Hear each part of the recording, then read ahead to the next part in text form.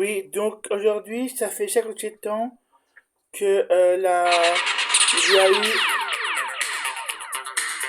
ça fait 57 ans aujourd'hui qu'il y a eu la Stonewall, voilà. Donc derrière, voilà, donc voilà, je vous montre le truc.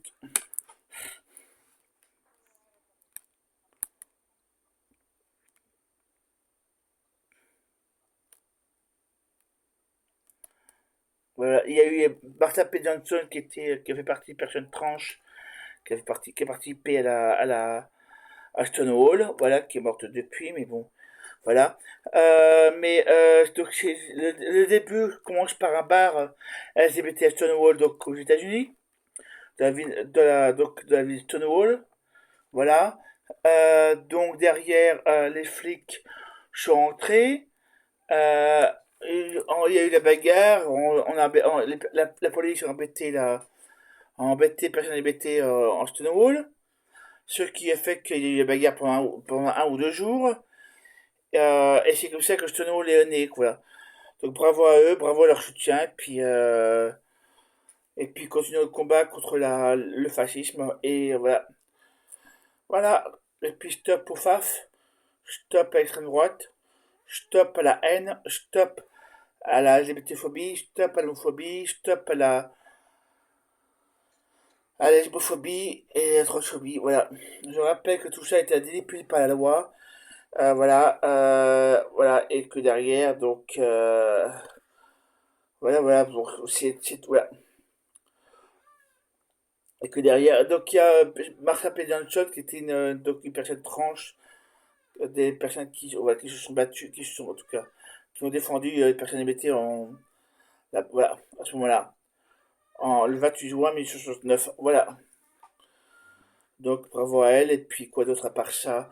Voilà, moi je vois que il y a encore des combats, il y a encore des combats à mener, des trucs à mener, des trucs à faire, voilà. Et qu'on arrête de casser les pieds, ça serait bien si on avait un, dé- un, un président de la République ou un président de la République tranche. Ça pourrait être sympa, ça. Voilà, bon, ben, quoi d'autre?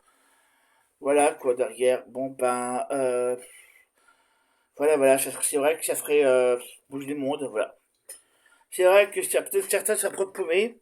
Je sens qu'il y aurait quelques discours, voilà. Quand je vois qu'en France, on se fait encore tabasser parce qu'on tabassé, insulté, parce qu'on est gay ou lesbienne ou autre chose, je trouve ça délirant, comment délirant. À quand l'arrêt des violences, et à quand la police mettra, mettra poursuivra en justice les LGBT-phobes, voilà. Je trouve que parfois c'est pas fait, on fait pas assez, voilà. Voilà. Je trouve que là-dessus, elle devrait poursuivre les personnes qui sont LGBT-phobes, voilà. Je sais pas quoi dire de plus. Que parfois ça me saoule un peu cette violence, voilà. Ça me saoule. Voilà. C'est pas la chose, voilà.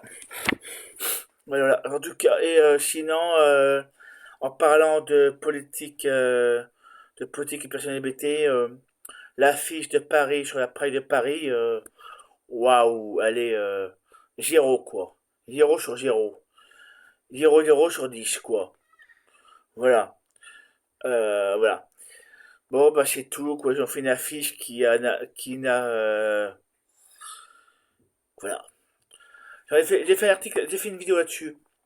Voilà, bon bah, je vous les mercredis, vous pouvez se faire, abonnez-vous, et puis voilà.